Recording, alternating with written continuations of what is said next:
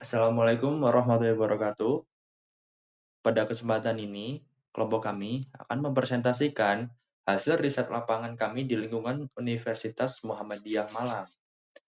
Topik yang kami angkat itu adalah kepedulian mahasiswa terhadap kesehatan mental selama kuliah. Saya, Muhammad Hafizar Rahmadi, mewakili tim peneliti yang terdiri dari Maria Maulana dan Muhammad Musa Cusnaini. Pada presentasi ini, kami akan awali dengan membedah akar permasalahan. Ada 3 poin kunci yang akan kami bahas di bagian awal ini, yaitu realitas tekanan yang kita hadapi, isu utama atau core problem, serta kemana arah penelitian ini akan bermuara. Mari kita lihat realitasnya. Mahasiswa saat ini menghadapi beban multidimensi. Kita tidak hanya belajar, tapi juga dihajar oleh tekanan akademik yang tinggi, tuntutan sosial, dan harus beradaptasi di lingkungan baru secara bersamaan. Dampaknya nyata. Tekanan ini langsung memukul 3 aspek vital kita: motivasi belajar, fokus akademik, dan tentu saja kesejahteraan emosional. Jadi, kesehatan mental bukan lagi isu sampingan, tapi fondasi keberhasilan studi kita. Masalah utamanya adalah adanya paradoks. Meskipun tekanannya tinggi, kesadaran atau awareness mahasiswa untuk menjaga kesehatan mental justru masih sangat rendah.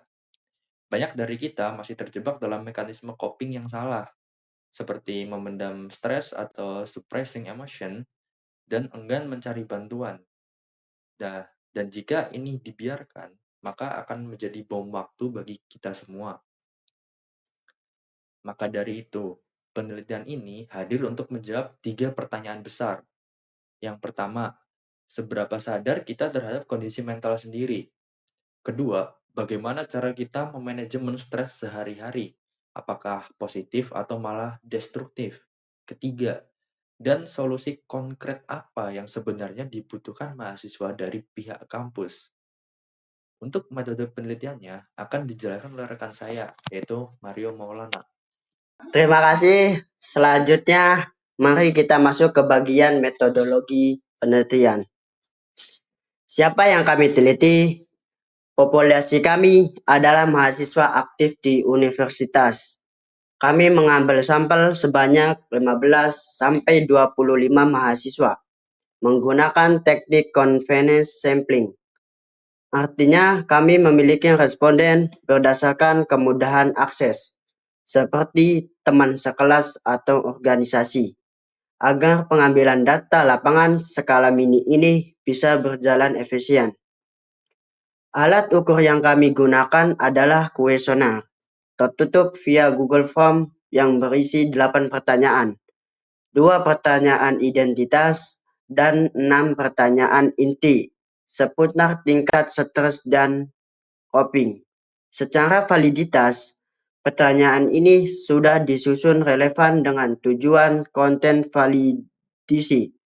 Secara reliabilitas konseptual, indikatornya kami buat sederhana dan konsisten. Kuesioner ini kami sebar lewat grup WhatsApp secara sukarela.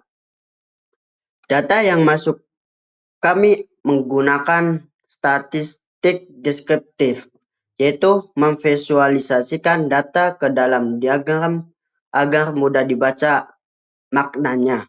Dalam tim ini, kami membagi tugas. Muhammad Hafizal bertanggung jawab pada pembuatan kuesioner. Saya sendiri, Mario Maulana, pada penyebaran dan pengumpulan data. Dan Muhammad Musa Tusnaini pada pengolahan analisis data. Lalu, bagaimana hasilnya? Rekan saya akan memaparkannya. Baik, mari kita bedah faktanya. Kita masuk ke hasil analisis deskriptif. Pertama, profil responden. Dari total 26 jawaban yang masuk, responden didominasi oleh perempuan sebesar 53,8%. Mayoritas responden kami adalah mahasiswa tingkat pertengahan, yaitu semester 5 sampai 6. Mengenai tingkat stres, 50% mahasiswa mengaku kadang-kadang merasa stres. Namun, perhatikan bagian ungu dan hijau ini. Ada 15,4% yang merasa sering, dan 15,4%-nya lagi sangat sering. Jadi, total ada sekitar 30,8% teman kita yang berada di fase stres intensitas yang tinggi. Lalu apa penyebabnya? Grafik atas menunjukkan tugas dan ujian adalah penyebab mutlak sebesar 84,6%. Lalu bagaimana mereka mengatasinya? Lihat pada grafik bawah. Cara paling umum adalah tidur atau istirahat 73,1% dan mendengarkan musik sebanyak 42,3%. Sangat sedikit yang memilih bercerita ke teman. Ini menunjukkan mahasiswa cenderung memilih self healing yang pasif dan menyendiri.